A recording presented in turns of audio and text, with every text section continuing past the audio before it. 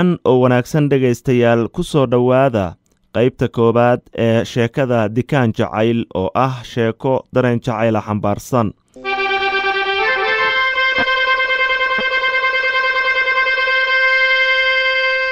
sheekada dikaan jacayl waxaa qoray wariyaha caanka ah daahir cabdulle calasow waxayna ku bilaabanaysaa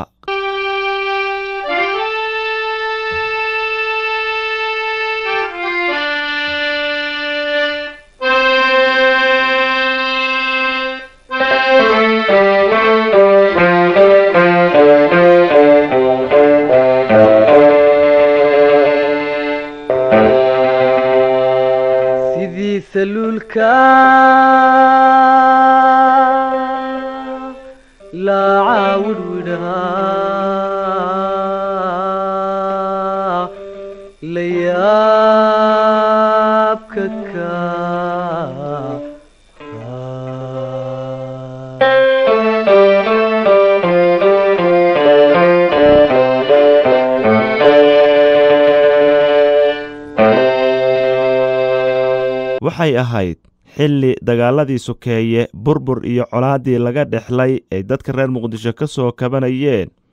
ma jirin internet, laakiin agagaarka suuqa Bakaaro ayaa laga furay xarumo isgaarsiin oo dadka saf dheer ay u gali jireen.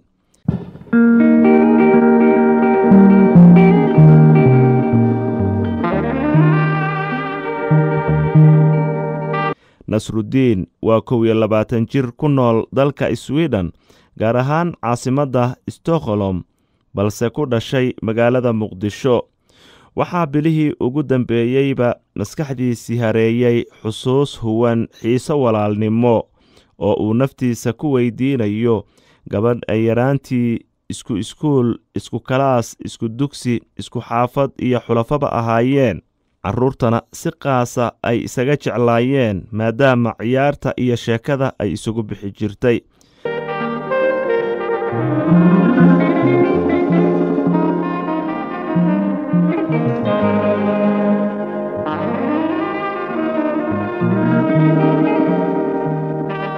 Nasruddin waxa uu la xiriiray walaalkiis oo si weyn u yaqiinay gabadha ku taagan laabtiisa ee Nimco Faarax, wuxuuna ka codsaday inuu baadi goobo oo nolosheeda uga soo warramo haddiiba ay ka badbaaday rasaastii dagaalada sokeeye ee Muqdisho lagu riiqmay. codsiga Nasruddin ku doonayo Nimco Faarax kuma jirin damac saaxiibtinimo iyo xiriir guurtoona, waxaase xusuustiisa ku weyn in Nimco Faarax ay ahayd gabadh ay soo wada mareen dhallinyaranimo lama ilaawaana, laakiin nasiib darro uusan war iyo wacaal u haynin tan iyo markii uu Muqdisho ka dhoofay sannadii 1988 xilligaasi oo Nasruddin waxbarasho uu u tagay Stockholm. adduunyadu sidii malaab hadday wada macaanta oo maanku siduu raabo ama wuxuu miliilico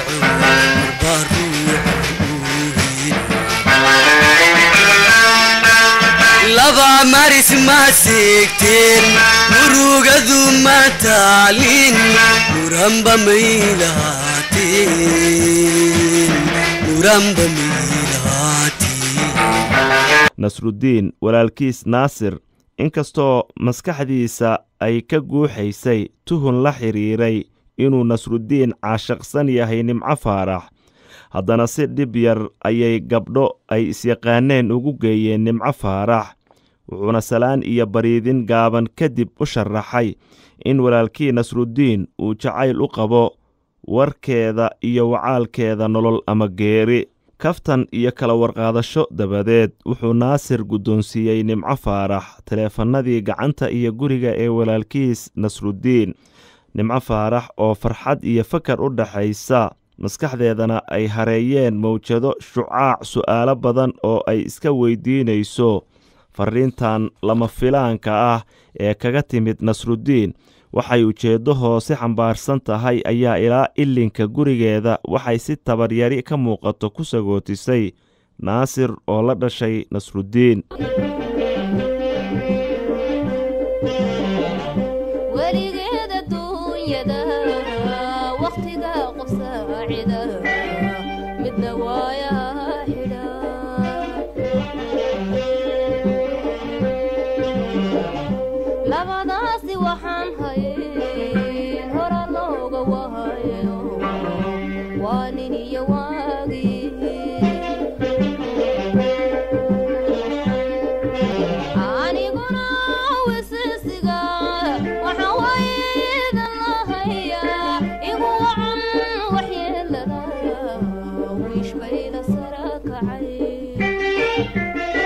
naasir ma dareemin in nimco dhidid badan jirkeeda hareeyey markii uu akhbaarta nasruddiin u sheegay, laakiin markii ay ka soo laabatay ayay keligeed faqdaysatay.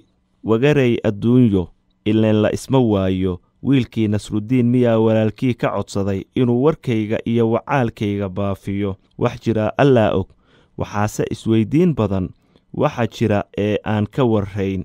waxaase iiga sii daran waddada aan u marayo, lacagtii aan ku wici lahaa, iyo haddii laga fursan waayo sida aan waalidkayga ku weyddiin lahaa, ayay iskula hadashay Nimco Faarax oo hoos u fooraarta, xusuusteedana ay hor keentay muuqaalkii barisamaadka ee suuradda Nasruddiin.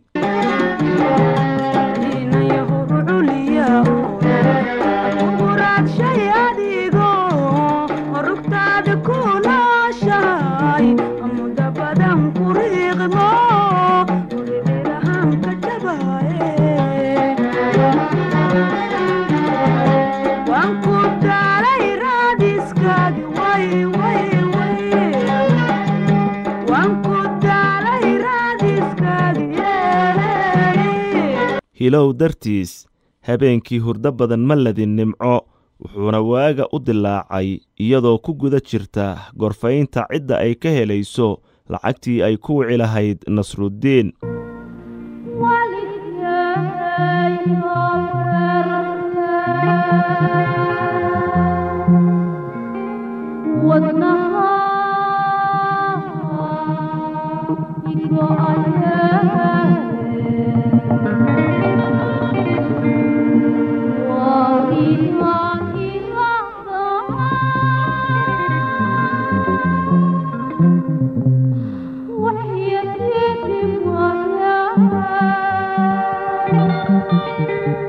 koob qaxwaa oo dheer ayay qaadatay, waxayna mar uu haaf marayay ka dhex aragtay gabadh ay saaxiibbo ahaayeen in ay sheekada u sharaxdo kana qaado lacagta teleefonka Nasruddiin lagu wacayo.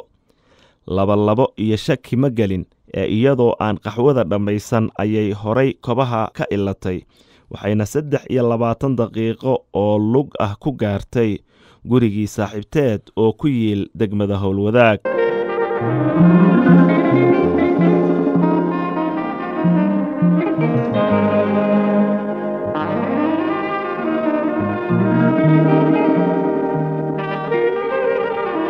Nimco saaxiibteed markii ay sheekada u kala dhigtay waxay la soo booday, warba adaa leh, maxaad sugeemaad wacdidhee?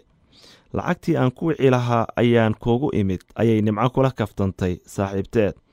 100,000 oo shilin Soomaaliya dhabdheh ee bood oo la hadal hadda ayay Nimco saaxiibteed Simoon ugu laab qaboojisay. saaxiib, hadda meeqa saac ayay u tahay Sweden? maxaan kala horraynaa horta waqtiga? ayay Nimco weydiisay saaxiibteed Simoon.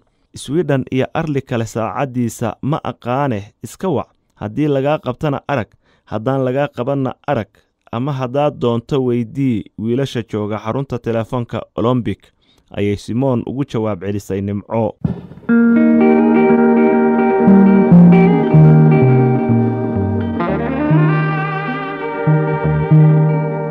Nimco sheeko kale siima gelin, durba waxay u huleeshay xaruntii teleefonka ee ku tiil jidka koowaad ee suuqa Bakaaro ee isla degmada Howlwadaag. xilli saacadda Sweden ay ahayd 6 subaxnimo, laakiin ay Muqdisho u ahayd 8 subaxnimo, ayay garaacday Nimco teleefonkii Nasruddiin. Nasruddiin oo macaansanaya hurdada ayaa durbadiiba qabtay teleefonka. hallow, ma Nasruddiin baa? waa Nimco, ayay ku tiraabtay. haa abbaayo, waa Nasruddiin ee ii warran, ayuu ugu jawaabay. farxad iyo ooyin ayaa la isku jiibiyey. waaw, alla ma nooshahay, intee joogtaa? waxaa u bilowday sheekadii lagu yaqiin wejiyaal isxasuustay.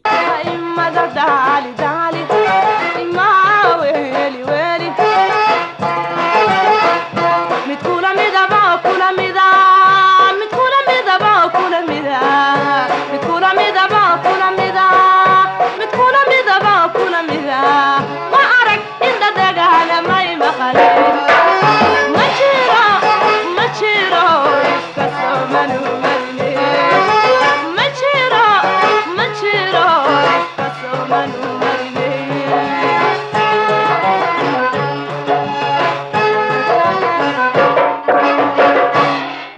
la soco qaybta labaad ee sheekadeenna imtixaanaha ah ee dikaan jacayl. sheekada dikaan jacayl waxaa qoray oo ay maskaxdiisa ka soo maaxatay abwaan wariye daahir cabdulla calasow. anigoo ah ismaaciil xaaji shakeeti ayaa idiin soo jeedinayay. tan iyo inta aynu qaybta labaad dib hawada ugu kulmeenno, sidaa iyo nabadgelyo. ismaqal dambe oo xiiso leh.